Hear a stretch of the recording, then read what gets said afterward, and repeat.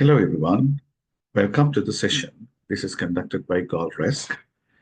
The topic allocated for RESC is Teaching Literature in the Era of Artificial Intelligence. It's quite obvious that we all get a question whether we can teach literature like traditionally oriented subject, otherwise a skill, using artificial intelligence.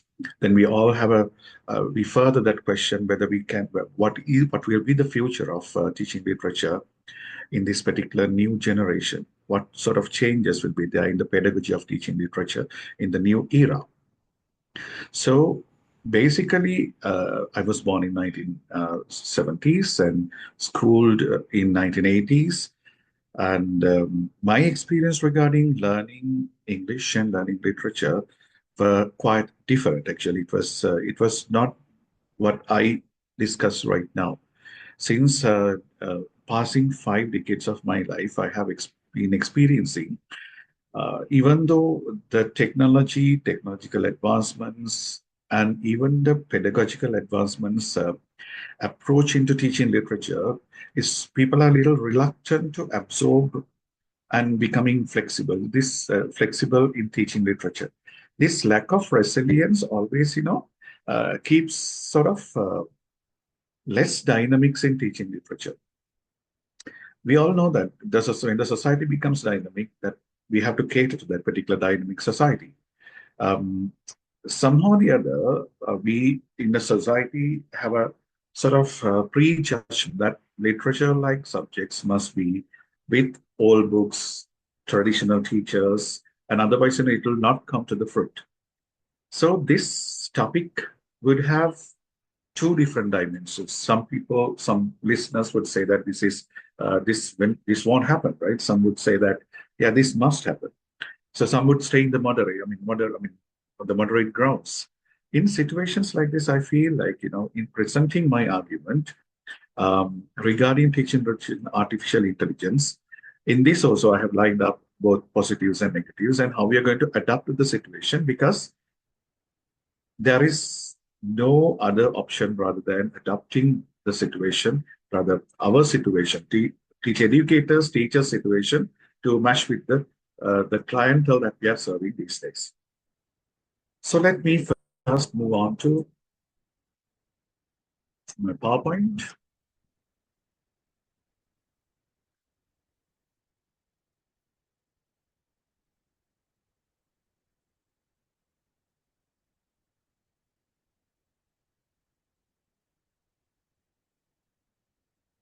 So the topic is teaching literature. Now, of this presentation, it would question me whether we teach literature or else our pedagogy must be adapted to uh, learning literature in this particular new tone of the century. So this is another focus discussion that I'm going to have in my presentation. Let's first talk about the evolution of education generally, not actually focusing on literature only here. Education is undergoing rapid change, rapid transformation. We all witness that. You have been witnessing that with the lectures, with the workshops been conducting by prime educators in the world in this particular conference as well. Is an obvious factor that is kind of double seriously fast is going on in the development dynamics of education. Therefore, the previous century, otherwise the century that I've been given the pedagogy of teaching by my masters, cannot be applied now totally. There are certain changes that have to take off. Mainly because of that, I feel understanding this dynamics in total transformation of education is very important. Example, the book, the classroom, the teacher, and the student. Such combination, that collaboration must be there in education, but I feel that it is quite different because of certain changes that we underwent in the past few decades. And this geography is totally different, mainly because of these rapid changes in the world. So let me talk about the first Uh, I mean, I'm going to talk about three here, but these are not the only three, but I have seen these as the basics that could change the education landscape in the world. First is globalization. It had been happening, right? It's not for today on, it had been happening, not because of the 21st century dawn, it had been happening in the world. We have been embracing the changes as well. Global dynamics could always suggest that education must come into certain holes and moves and holes and moves. Sometimes the some suggestions were like whirlwinds, right? Those whirlwinds totally changed the landscape and suggested a total new one. So in the case of globalization, that actually changed the landscape. And I'm going to, the globalization always, makes changes, suggests changes, right? We have to be global citizen now. And again, further that we have to go and embrace the definition that we have already become cyber citizens, right? So the next important point is capitalism. Does do you think that capitalism is something that can change education geography? It's for sure, right? In the pre-modern generations, modern, and we are in the post-modern generation. So in the growing capitalism, starting from agricultural societies up to now, growing capitalism obviously creates suggestions to people, right? You should be a person like this to match with this particular capitalistic needs of a society. Capitalism is another important point that I discuss here today, which makes dynamics in education geography.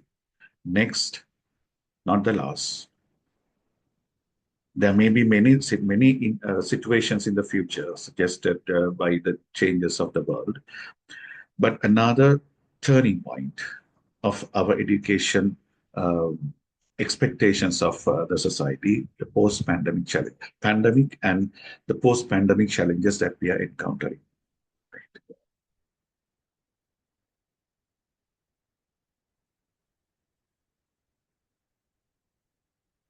Globalization, when you go to the slide, you can identify that uh, globalization provided opportunities, right? For example, we could rather go to world without getting a visa. Now, in Sri Lanka, we have visa travels even without a visa, that we can travel to another country. Now, I can live in USA, I live in the USA and going to university as well. That those virtual exchanges, resource exchanges, and even sometimes we exchange human resources. We experience that in this conference as well.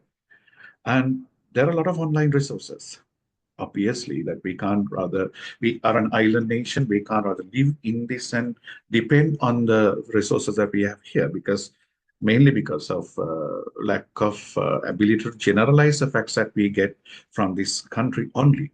Therefore, we have to consult and move into the world and find out online, find out resources online. And there are challenges, right? Competition is so high because one who lives in inland rural Lanka would have the opportunity to go into America and exchange the opportunities, otherwise exchange the resources, knowledge, and skills. Because of that, there's a high competition. Being in Colombo is not the only opportunity for us to go into the globalized world. So therefore, the competition is high.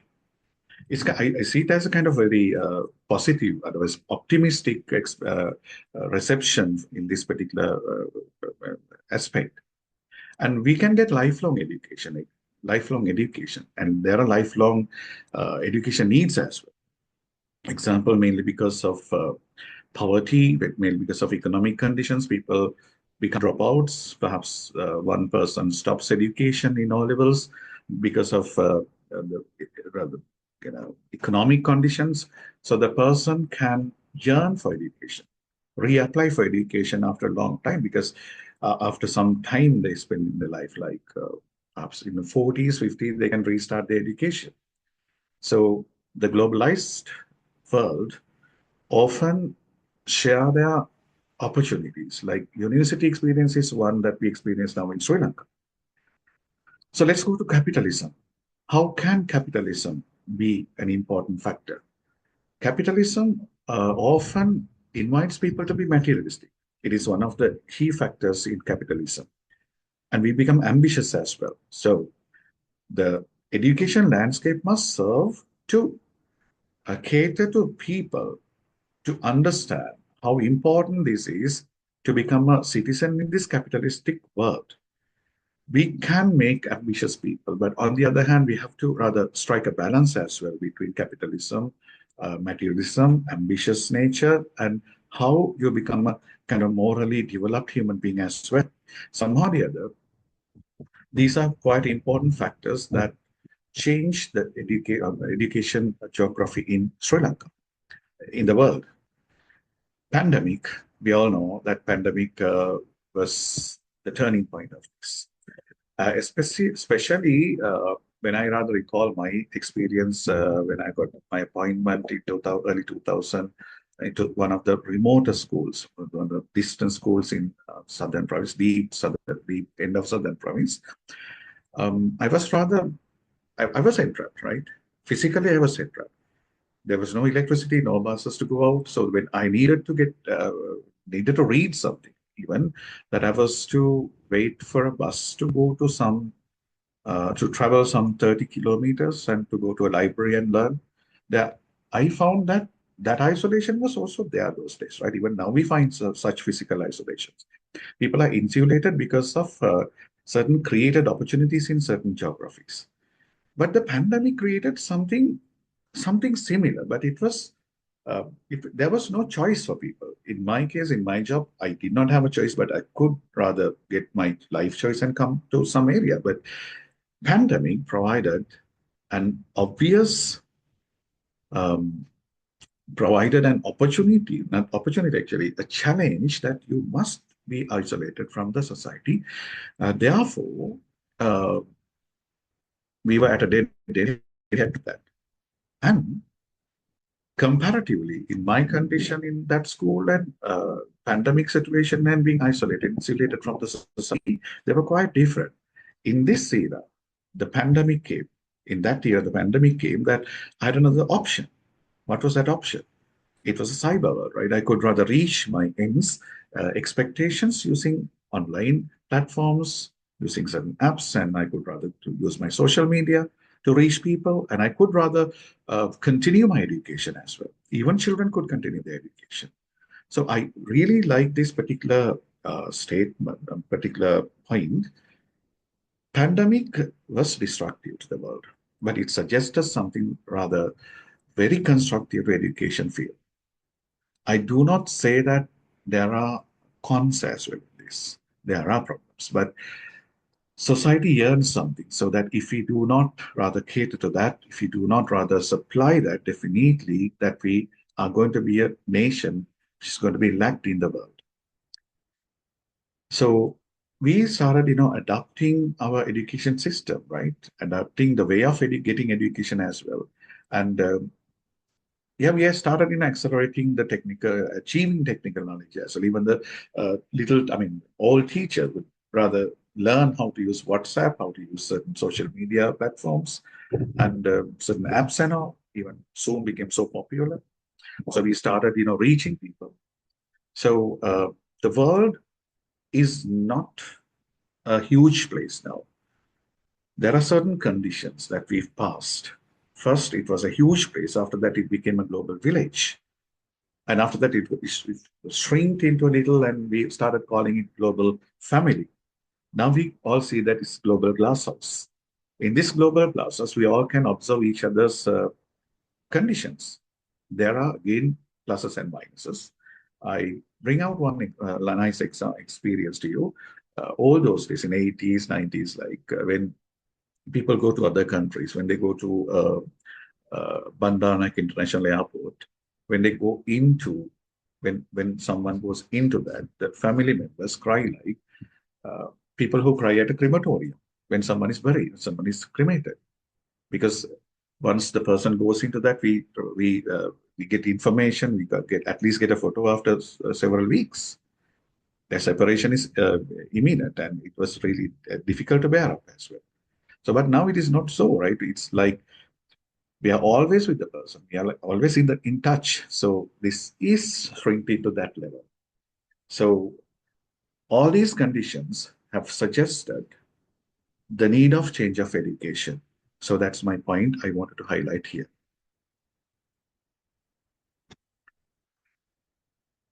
In this sense, education needs change. If we look around, if we look and observe around, we can see that education administration needs changes. They are the policymakers, right? Administrators make policies with the government, with ministries and all, and after that, that is crept into the curriculum designers. If the education policymakers do not get the necessary, otherwise relevant uh, steps, relevant suggestions, that curriculum designers would not work. So that thinking about the needs that education administration must think twice, and then we come to curriculum. Curriculum is almost like a map of education. We move on in education along with the suggestions of the curriculum. Then the institute.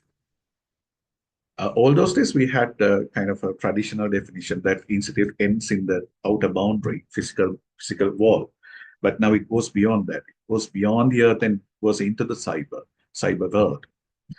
Perhaps things are intangible. It's a kind of virtual reality that we travel in sometimes. So even the classroom is not, doesn't end in the physical boundary. The two most important stakeholders in this venture are teacher and student. Teacher and student, how do you think about the dynamics between these two important entities? Teacher, is he a teacher? Is she a teacher anymore? It's a fact to realize that we can't forget that there are, uh, we can't forget that there was a teacher, and we still need that teacher in the classroom, because education, uh, the formal education is not the only education facet that a child must get into. Therefore, the teacher's role is not still replaced, but it is amended, it is adopted. And the most important stakeholder is student. Is he a student? In traditional classes, they were students, but can we call them students anymore? Are they students? He's a human resource, but it's a very seriously a dynamic definition, right? So let's see the student category that we serve. Who are the students that we serve? We serve to generations Z. Okay, they grew up in the early social media and smartphones. And in my case, I'm 50, but still I rather started using my social media in 2000, in early 2009. Still, we could not get into that generation. This generation was born in that, and they were living in that, and they usually call digital natives, but they experience a transition from analog to digital. Remember we had analog mobiles, and we came to digital world after that. We were adults eventually. Um, um, yes, and what about the next one? Started from 2010, Generation Alpha. It's far more serious, right? We have to understand we have to make an effort to understand them. They're surrounded by digital world. They were born and surrounded by digital world, surrounded by artificial intelligence, smart tech, smart tech, and mostly automation. They always, think about automation. Tech savvy and early exposure, tablets, digital learning, and many of the adults listen to this would agree. Still, we prefer the PDF, otherwise a tangible book, rather than a PDF. There's a print, otherwise print or a tangible book, rather than the PDF or kind of a soft copy. We feel that we are reading when we get into that, but it's different case scenario when it comes to the digital natives that we find in Generation Alpha and Z. I often see that they take notes on the notepad. They type on the notepad. They use both the fingers and they type fast rather than, in my case, I am good at writing still. So we actually teach, I mean, talking about this particular clientele.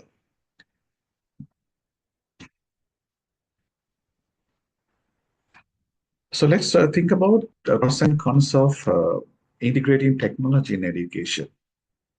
A lot of, plus points are there. Is an obvious, the world has already proven through research that this would accelerate learning, that this would rather create digital natives and people who would go into the globalized world.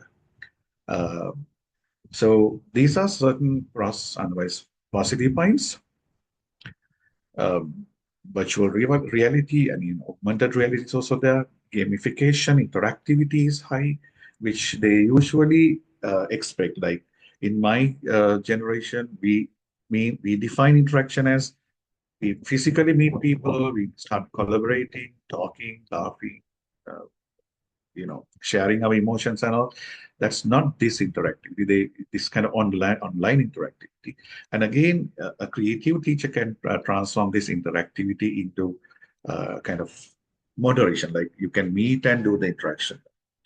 Personalized learning is one of the very important factors that we have to realize as a benefit in this, in including technology in education.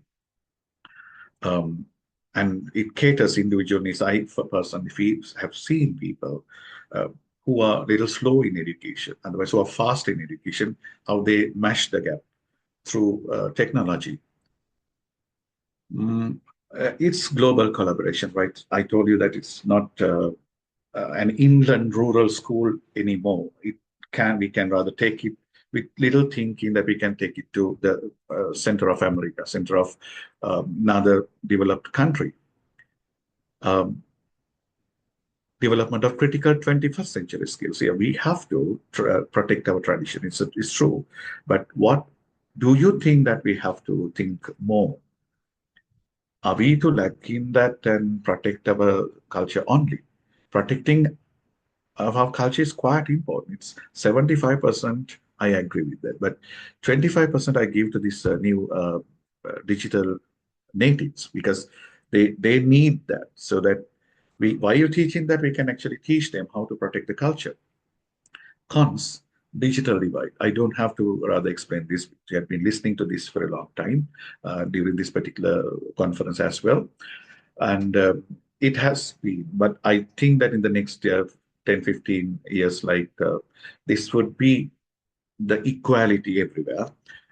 Otherwise, we can't rather talk about this particular topic um, further because digital devices must rather they kind of obviously play a serious role in uh, achieving this achieving the objectives of this particular topic.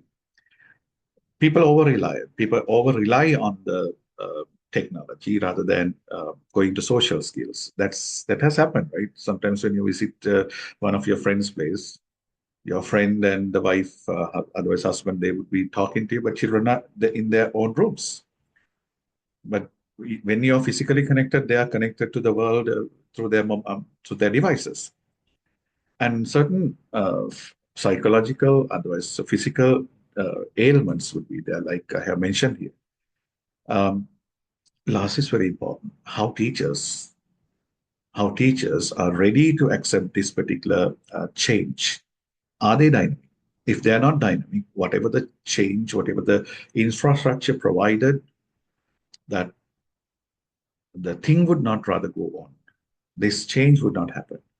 So they must be ready to uh, get the training and they must be ready to walk into that particular new world along with the student and the learner.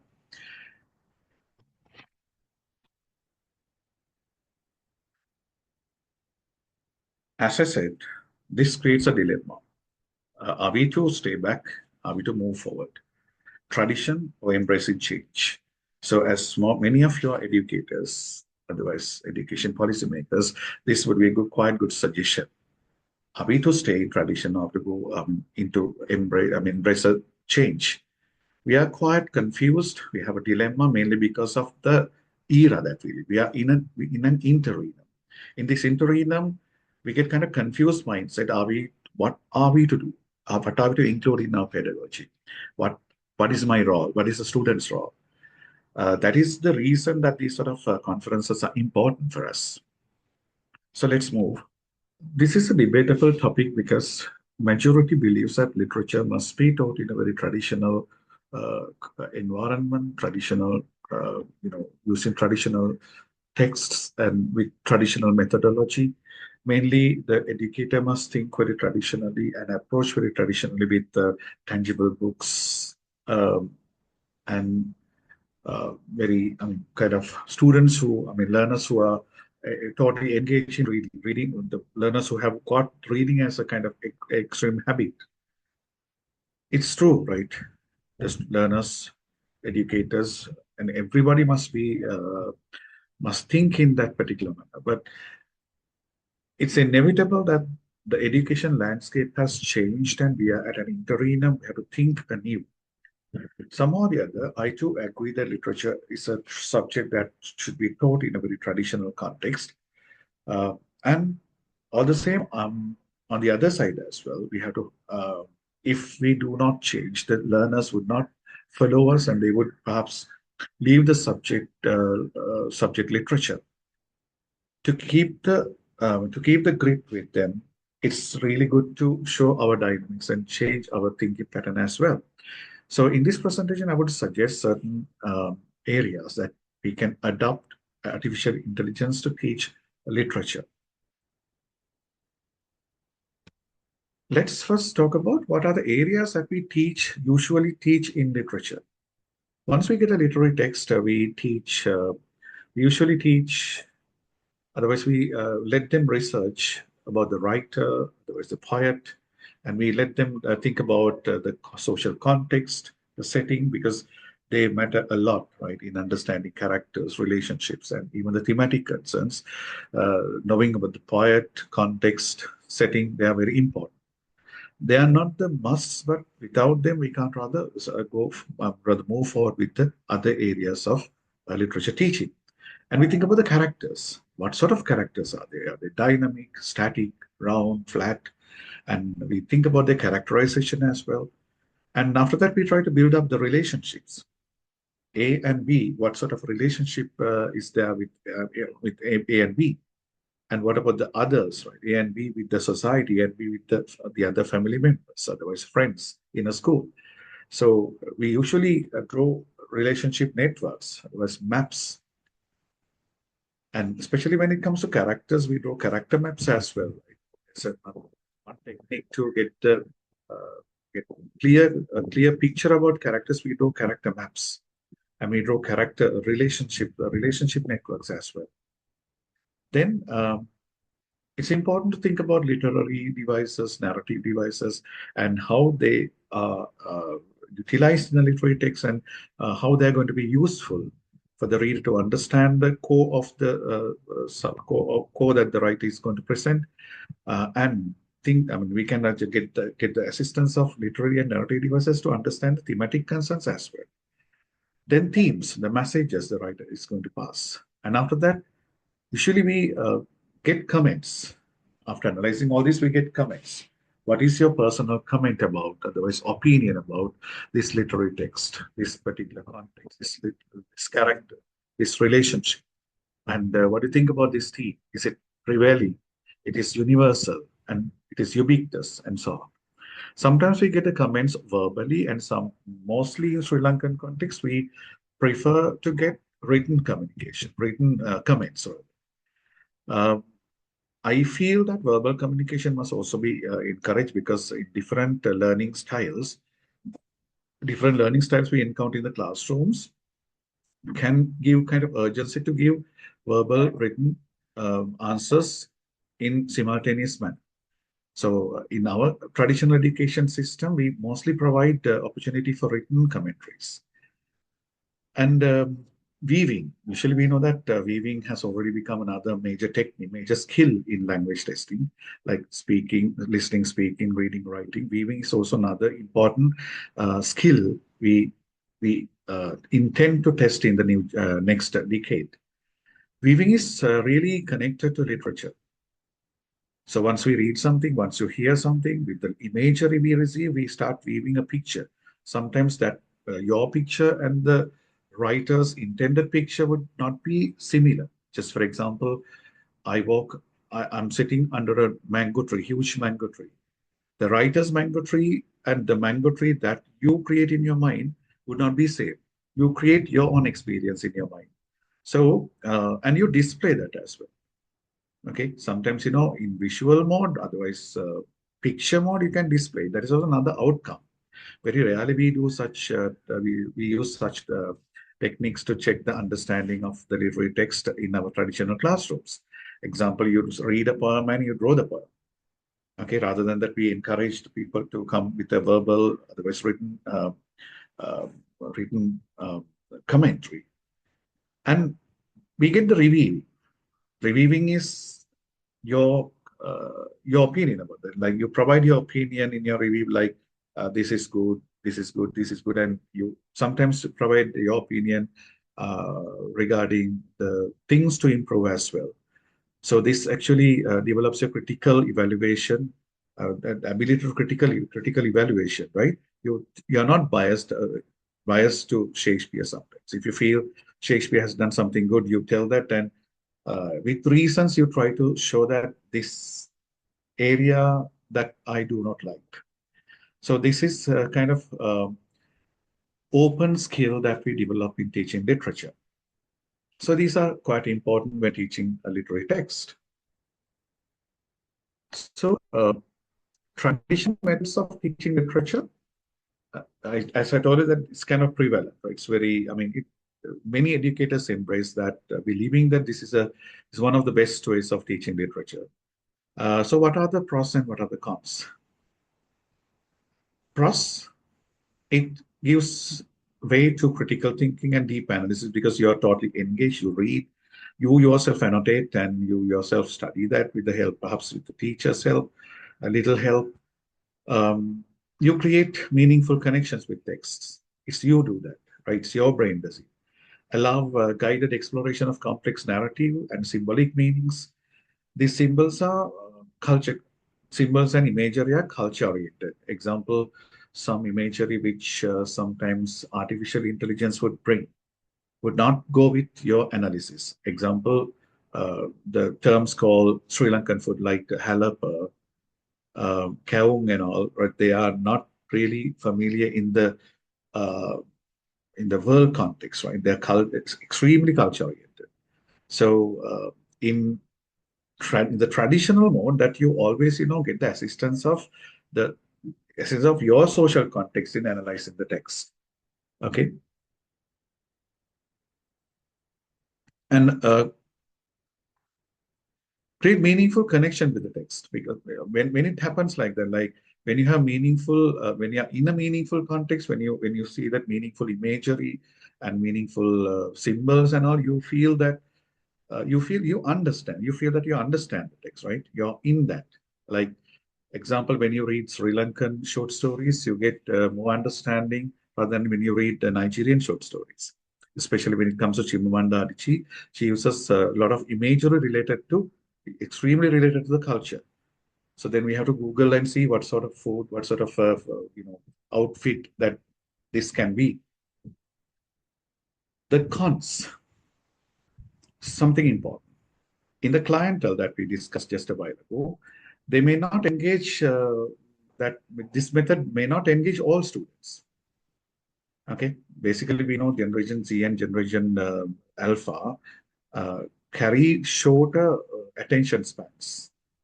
Okay, and they rely on their short-term memory mostly, and yeah, now the problem is now in here we find that the educators rely on lengthy reading assignments and dense analysis sometimes. Then if there is a student with little knowledge regarding critical analysis at the beginning, that person would leave the subject. So what we must do is to encourage them to come and embrace the subject with an existing ability to analyze. So in traditional method, when even working in groups, we find that students find it difficult to, when they find it difficult to follow the pace of others, they feel depressed. And they feel static or disconnected for generation Z students, right? This method is little disconnected because they don't like black and white letters. They like colors, they like videos, right? They like visual literature, they like applied literature. So they like to interact with others always, right? Now, when the teacher-student interaction is also only going on in the classroom, that they find it little disconnected, uh, decentralized from that particular education context. These are the problematic areas I find in traditional literature classes.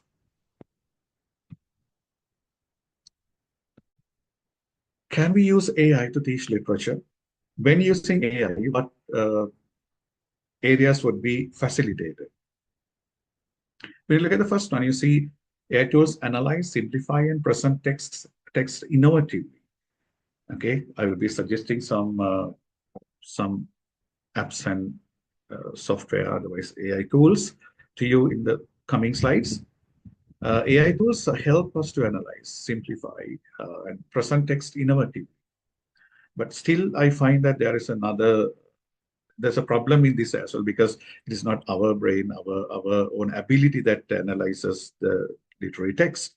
But this can be kind of an initiative for a student student who is wishing to come into this subject and to embrace the subjects. There are certain students who have the passion to study, but they have little language ability, and they don't have that much of critical evaluation as well, but they have the passion to read literature. And when they see others, they say, I too feel like, becoming a reviewer, writer, but for such students, of course, this sort of engagement would be very facilitating. Tools allow educators to approach literature from fresh perspective. Even this is kind of facilitating to the educators as well. Like we all are struggling with time. When struggling with time, AI tools will be really facilitating to the teachers as well. This approach would help Generation Z because they yearn for association of digital devices and technology. This makes literary analysis more accessible, personalized, and engaging, right? Different tools like ChatGPT, and there are many others. They give personalized comments. Like if you want to get a simplified version of a summary, you can actually ask that, right? And again, your language level would be understood with your prompt as well by the tool. So it raises questions about evolution of traditional teaching methods. When you use the AI, these questions, evolution of traditional teaching methods, this opportunity to enrich learning experiences, challenges in integration and reliance on AI. So these are the areas these are the pros we get when we use artificial intelligence in teaching literature.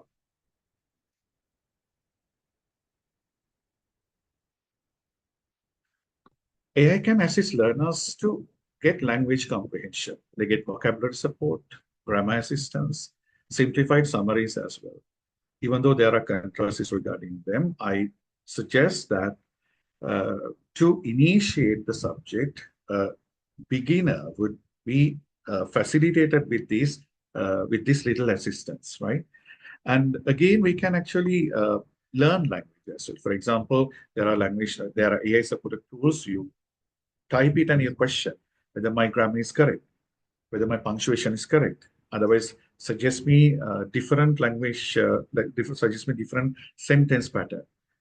Okay, I use same sentence pattern throughout. Can you suggest me different sentence pattern? I overuse certain vocabulary. So how can I include different diction in my commentaries? So such learners will be supported by AI. Then we can get an idea about cultural context. Okay, we can go back to historical, cultural context, and we can get deeper insights using artificial intelligence tools. And we get translation support as well when it comes to code switching, code mixing, and when it comes to multiple language inclusion in certain literary texts, we get the support from AI. Literary analysis. For teacher, of course, this is quite facilitating because uh, when it's very time saving as well, even though many do not recommend this, right? Example, uh, in the early days, in the time that I studied, that I happened to get a book, perhaps two, three books to get the meaning of one little imagery. Sometimes even dictionaries did not support me. So I was in that. I was deeply engaged in that.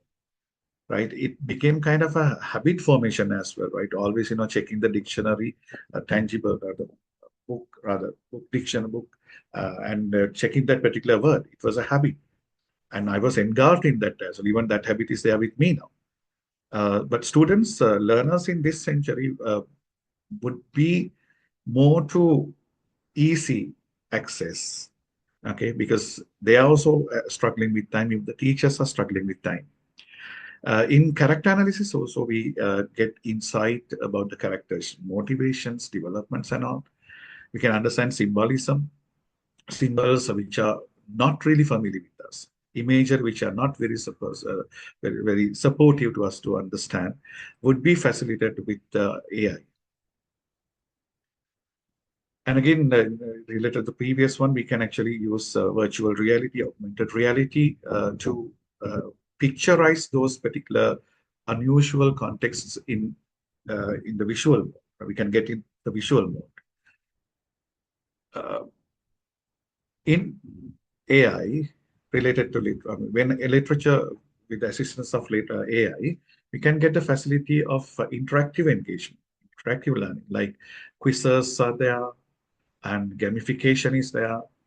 They elaborates that enhances the collaboration of the learners, and we can create discussions. Sometimes, even though WhatsApp is not a learning device, we can actually we were able to develop our discussions through WhatsApp.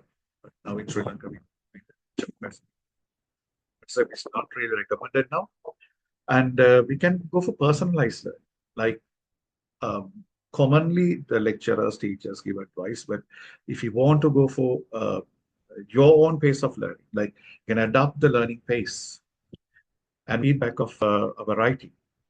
Sometimes it's one of the difficult areas and difficult experiences we get, like when there are many in the classroom, the teacher is not able to give personal comments, so that when you feed that to AI, you can get a personal comment about your language, diction, use of punctuation, and structure, and even the content. Yes, it's another one, creative expression. As I said earlier, get we can ask for suggestions of different, um, sentence structures and structure of an essay. Projects like we can go for different projects, like we can create videos, graphics, and we can go for infographics. Like so, then of course, actually, we can create environment to get alternative assessment rather than the traditional assessments. So these are some of the pluses I suggest. So let me suggest certain supportive apps, sites, and software. Um, Many of you know them, but this is what I have experienced in my teaching. So if they are supportive, you can take them to your own uh, teaching as well.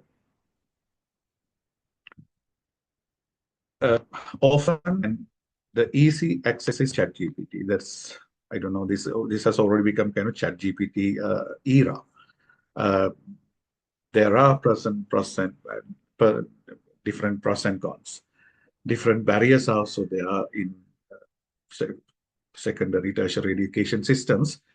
Uh, but it cannot be avoided. For example, when people create ChatGPT detectors, some create how to hide ChatGPT links and make your writing clean. So this has already gone viral. So once you go through this list, you can find a huge assistance can be taken from ChatGPT to enhance our literature teaching and literature learning, especially when it comes to text analysis and interpretation. Earlier, it was done by a human brain, but now GPT does it. I have a little controversial viewpoint regarding this, but still, this must be done in a very controlled manner. That the teachers, otherwise educators, role goes into goes from the teacher to facilitator plus a moral advisor like. So you must give a little bit of advice that how can you achieve life if it is going on in this particular belt. We can get all these assistants like you can just read them. I don't have to read each and every.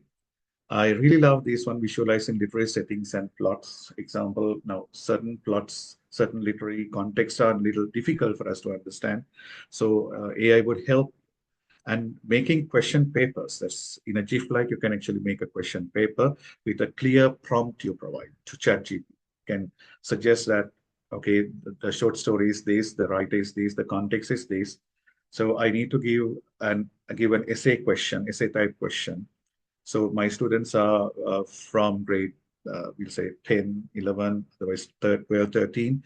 They are from urban, semi-urban, rural, and it's their first year, first term. Like us, when you give the prompt clearly, they suggest you the question. And again, if you have a question, you can type it and you can make it, it, it rather. The grammar clear, punctuation clear, spellings clear. So that sort of a help can be taken with ChatGPT.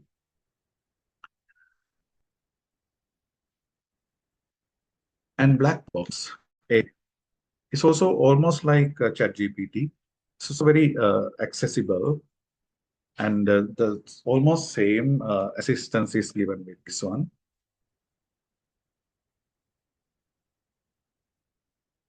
You can actually load the texts, otherwise upload the texts, and you can give your command that you get. Then you get your assistance from this tool as well. This is black box AI. Just try and see. Comparatively, ChatGPT is much easier than this one. But this is also okay, right? We are without paying that you can go into the, you can get the assistance of this as well. Quillbot.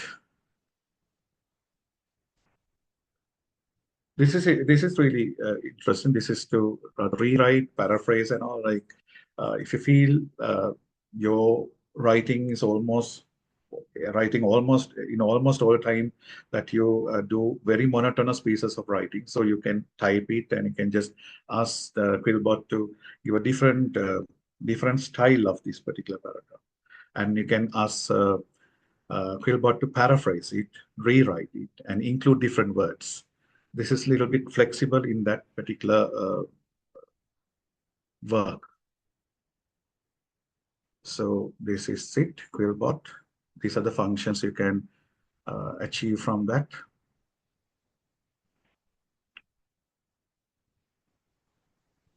So this is one example. It's one actually function I have taken from Quillbot. I included this and I really wanted it to paraphrase it. So it has already given me sort of a different text, and it suggests that these sort of changes that it has done to my text. So it's also very supportive for us to have an understanding about what sort of areas that I should change. It's almost like a language study. You evaluate, you reflect on your language when you do it like this.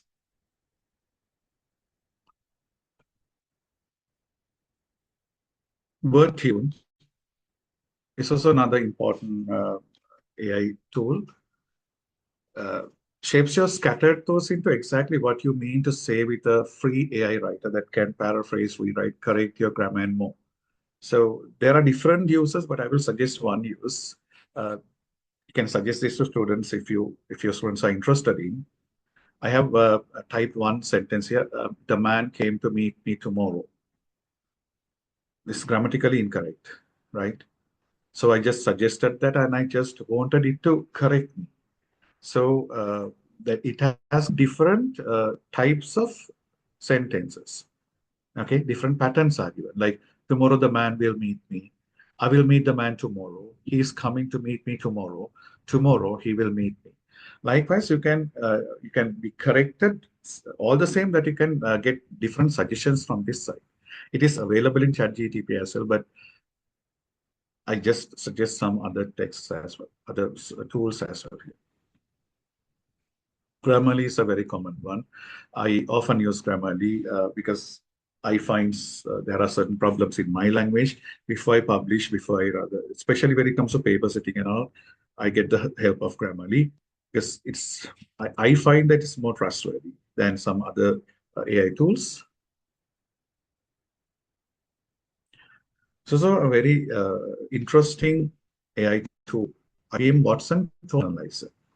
Tone of the text is analyzed along with the diction of the writer, the connotations, denotations, sometimes the length of the words like monosyllabic, disyllabic, polysyllabic words, and their frequencies, sometimes sentence patterns, sentence styles, the frequency of simple sentences, frequency of complex and compound sentences.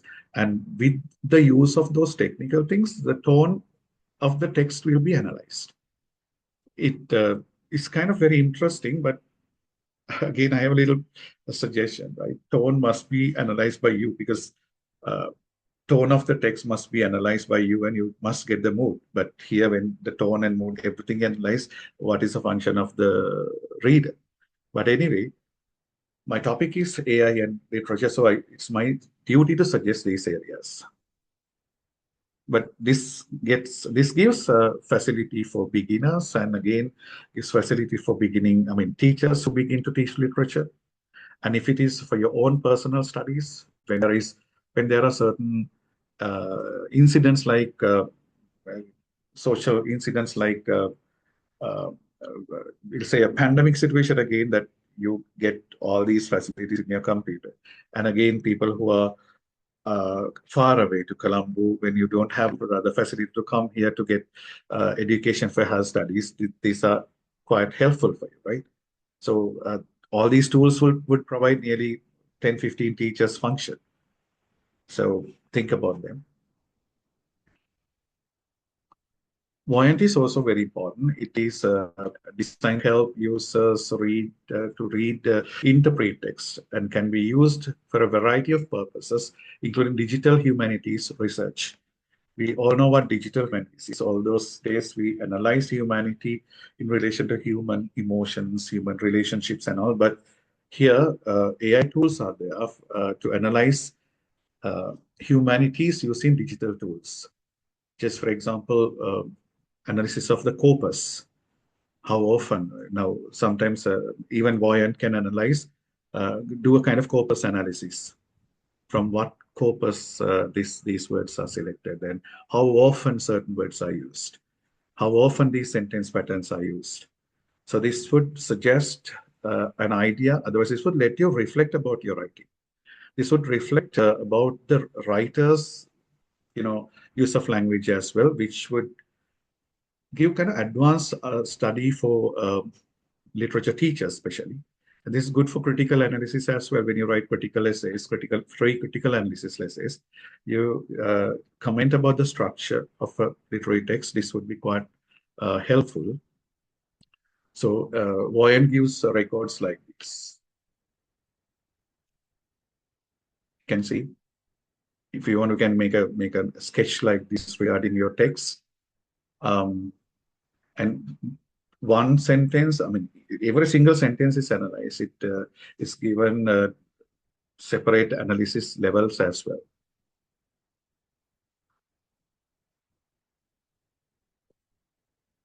Figma.com like tools are important because they help us to annotate. Simply, we have moved away from this uh, paper book thing in the post-pandemic era. We happen to rather save papers as well, and there's kind of huge wave going on that use of papers means cutting down trees. So there we use computers, mobile phones to read. So there are digital annotating tools are very important for us because they suggest us sort of organization, right? Example, you read an academic article, you annotate and go to the other one. That annotation can be kept in a uniform manner when you use annotating tools. Example, in my case, I'm a little irregular in my annotations. I use red color for this one, and again another color for the same one. But that confuses me always. So that this would facilitate us to make ourselves a little organized. So these sort of tools are there. This will be very handy in learning literature. Kahoot, many know this, game-based learning platforms. Then how can we use this in teaching literature? Actually, this would give you quizzes and games as well. Example, the novel that I teach, Nectarine Eve. Um, yeah, it's now the day that I begin to teach that novel, I would rather give a little background, rather contextual analysis of the text, like a A4 page contextual analysis.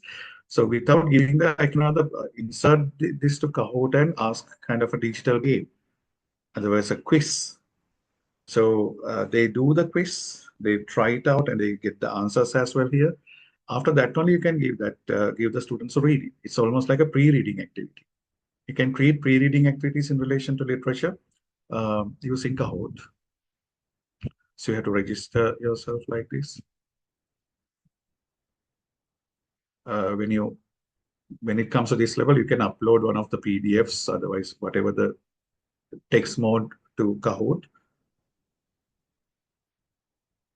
and you can ask Kahoot to generate the quiz. And there are different options, right? Quizzes, options. Even you can make presentations. So the article included how do you cope with challenges. It was in relation to Kamala Markandeya's Nectarine Eve, so that it gives kind of multiple choice questions with pictures. Pictures are, of course, not really related to that. Pictures would help us to understand little context. This is not rather Indian picture, but it's about a woman. What does Rukmani symbolize in the novel?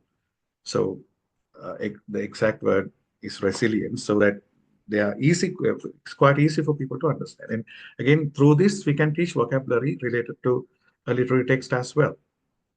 Okay.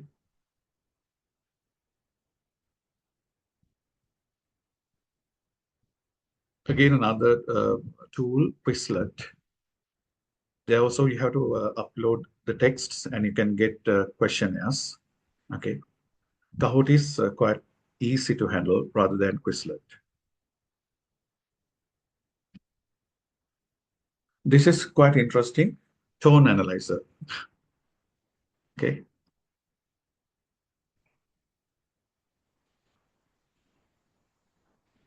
Elicit textual analysis by suggesting themes, plot summaries, and symbol interpretation.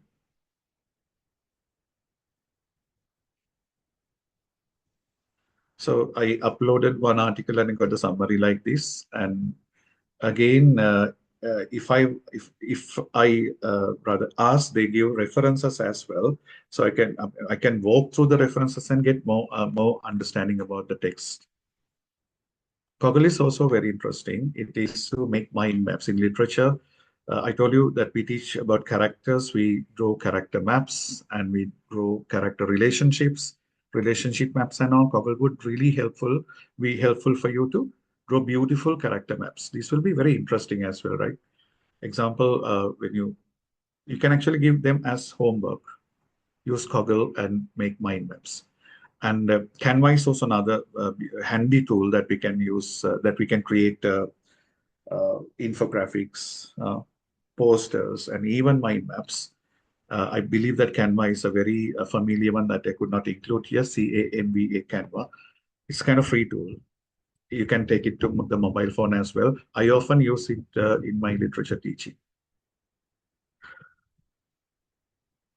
This is also very important.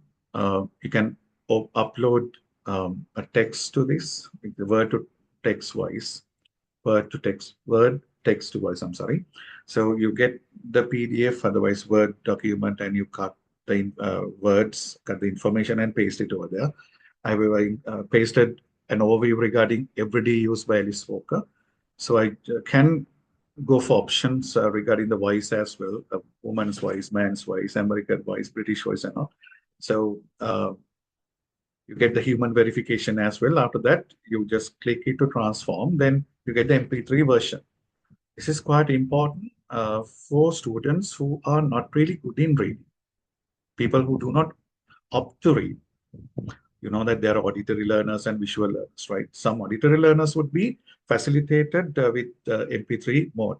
Example, once you give a reading article, you can ask them to read it first silently, and after that, second, perhaps third time, like you can play the record as well. Okay. Otherwise, you can give it as a listening activity first. So this multimodality is very important in the classroom when planning lessons in relation to literature. Otherwise, uh, majority would not go with you. I often have tested this. Students are good at, reading. Many are not. Many students are good at reading. The other category that is little reluctant to read. I don't know. It has become a trend when it comes to our own children. Also, we find that one reads, the other one is reluctant to read. So we have to try out different methods to keep them engaged. So these suggestions are for you because of that. So a tool that I often use, word to text, word text to video, I'm sorry, word or text to video. What is it? In video, like free tools are there. You can actually pay and get the full version of it, but still you can manage with these light versions as well. You can join with Google and you enter this. And after that, you can paste. Otherwise, you can give a prompt like, I need a video in relation to, let's say, Vendor of Sweets by R.K. Narayan. I'm going to play this in front of my students. Uh, I'm going to play this in the classroom, grade 10. These are the beginners, and I have never done I have never started the drama. Uh, the novel, I'm going to give an introduction only. Give me a 2-minute video. I will give my instruction again. You type, I'm going to teach this to grade 10 first term students. They are the beginners from a suburban school. I have never given any introduction about Vendor of Sweets, the novel written by R.K. Narayan. So give me a video, give me a 2-minute video to show to students in my class. With the clear prompt only, that they will provide a clear video. But here there's a little problem. We don't get pictures exactly connected to that particular literary text.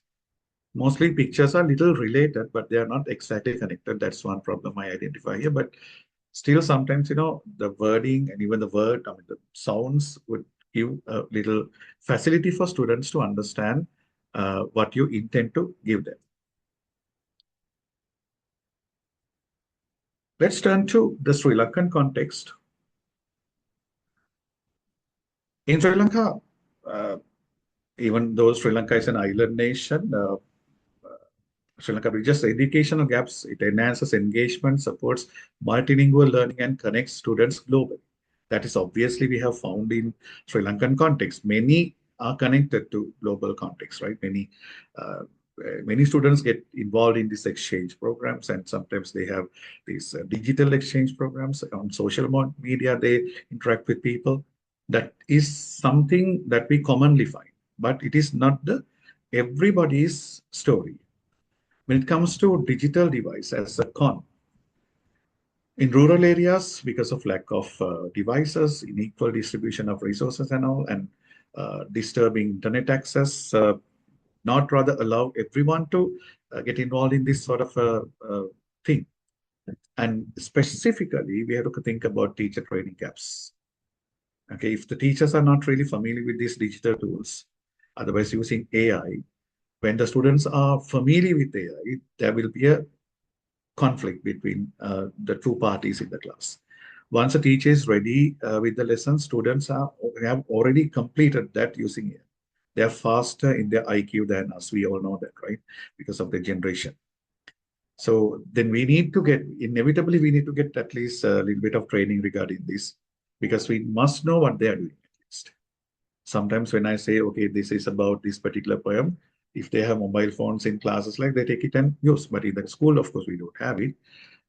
If there are students who make themselves the day before when they come to the classroom, right? So there's a huge challenge for us, and we must know what sort of knowledge, what sort of uh, strategies they use in finding information, and must know is many students know what they're going to be taught in the classroom today before they come to the classroom. That is one of the challenges we experience in our life now. So when it comes to overdependence on screens, it's almost like screen addiction would give kind of social and psychological, physical problems. That's a known fact. And in Sri Lankan like countries, we find infrastructure problems. Therefore, literature cannot be always included in teaching. We can't rather we can't have kind of smooth gel of the two areas because of these infrastructure problems. So I think that I have come to the end of my presentation. It was about integrating literature into AI in the new era. So final note is tech in learning lights away, building tomorrow, today. Think. Thank you very much. Thank you, NIE organizing committee, and my colleagues who organized this conference. And I must mention my two colleagues, Champi and Prasanna Handungoda, for helping me to develop this particular presentation. All the best to you. Thank you very much.